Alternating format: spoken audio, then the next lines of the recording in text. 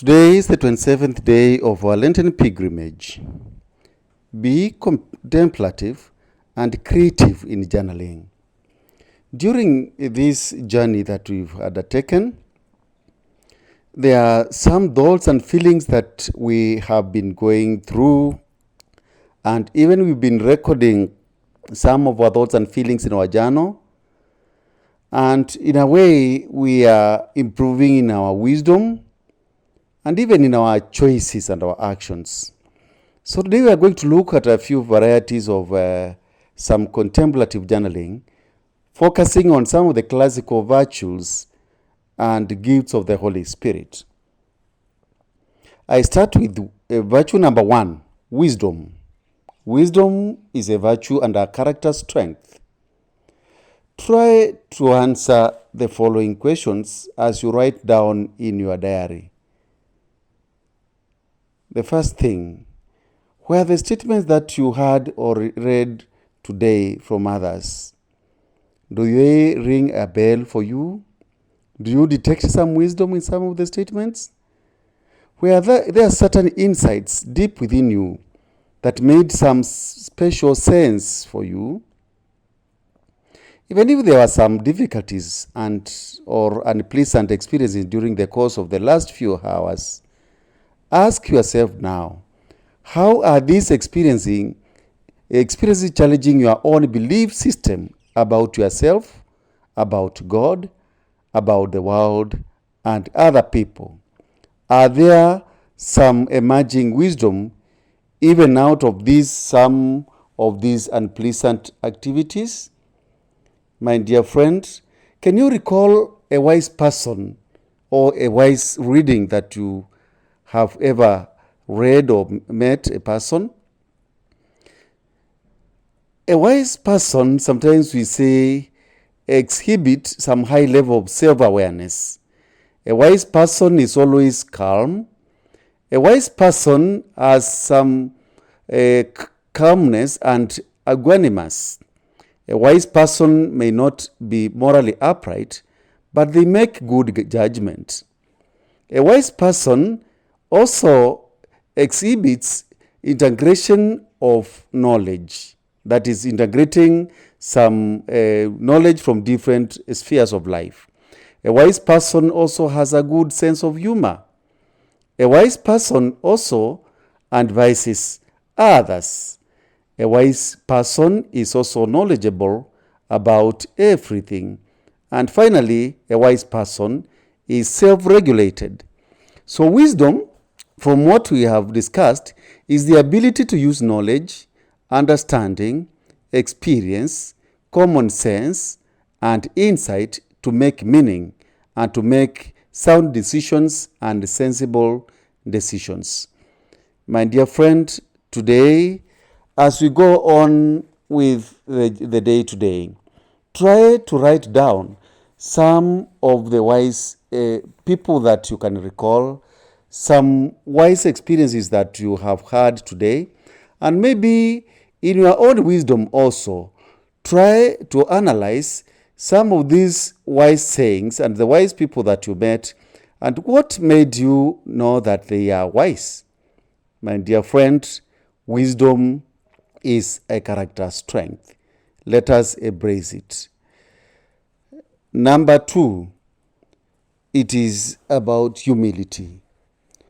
Was there any event that happened to you today that taught you something about humility and about yourself? If it was good, you could be grateful for that. But if it wasn't good, maybe it's a moment of change. Was there some appreciative word thrown to you from someone? Did you hear some acknowledgement from or compliment from other people? Was there anything or an action that you did or a feeling within you that shocked you about your humility? Are you able to own some of those activities? My dear friend, if you are able to own some of those activities, try as much as possible to try to integrate wisdom with humility. And in a very special way, Try to be low. Try to be humble in your own way. Try to fight pride, because pride is like a poison to our social connection with other people. The third one is integrity.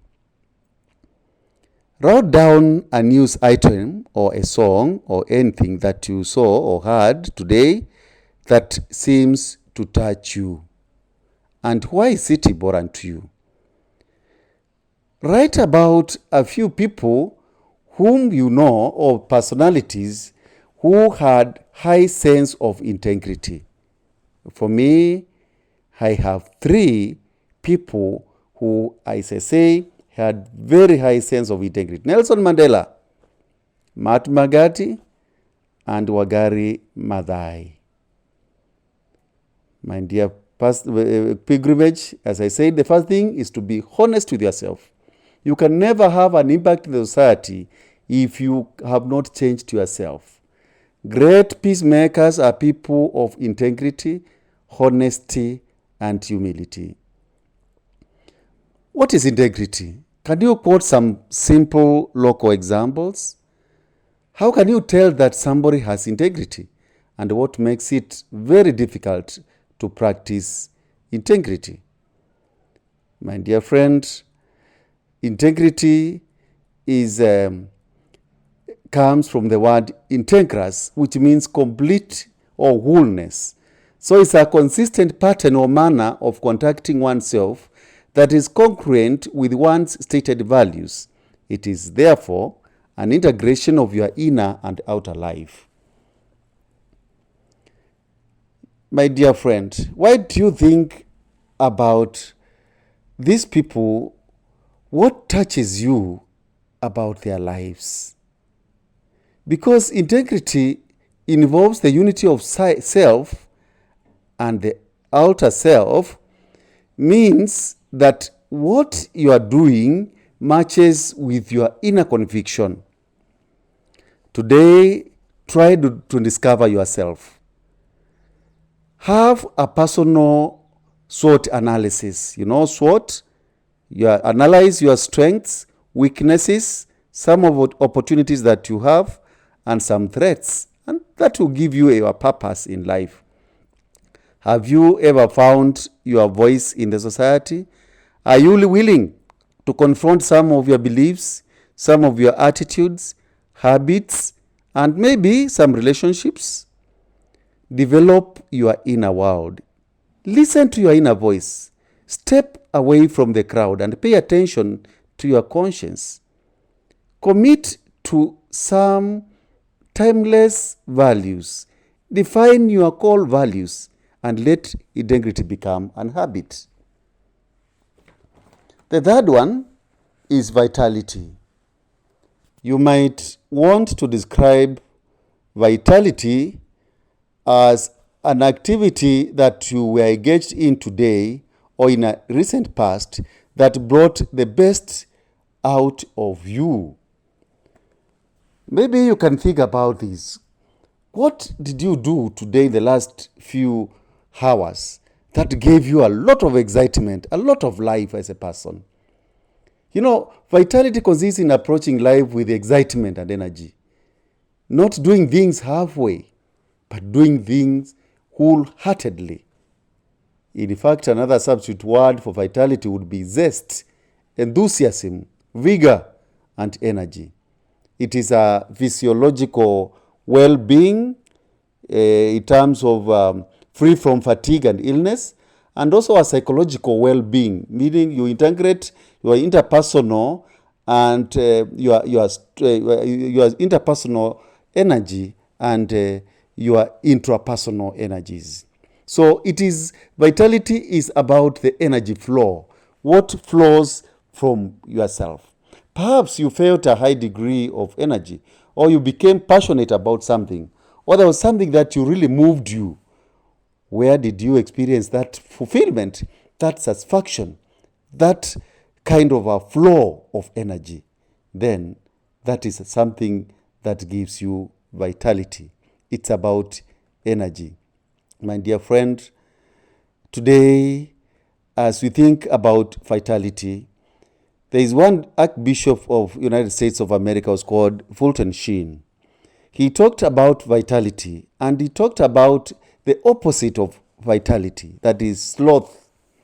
He said sloth is a malady of the will which causes us to neglect our duties. Sloth may be either physical or spiritual. It is physical when it is manifest in laziness, procrastination, idleness, indifference, and nonchalance. It is a spiritual activity when it shows itself in indifference to character, some bitterness, a distaste for a spiritual activity, or a hurried crowding of devotions and lukewarmness and failure to cultivate new virtues. That is a statement from Fulton Sheen. The opposite of vitality is sloth.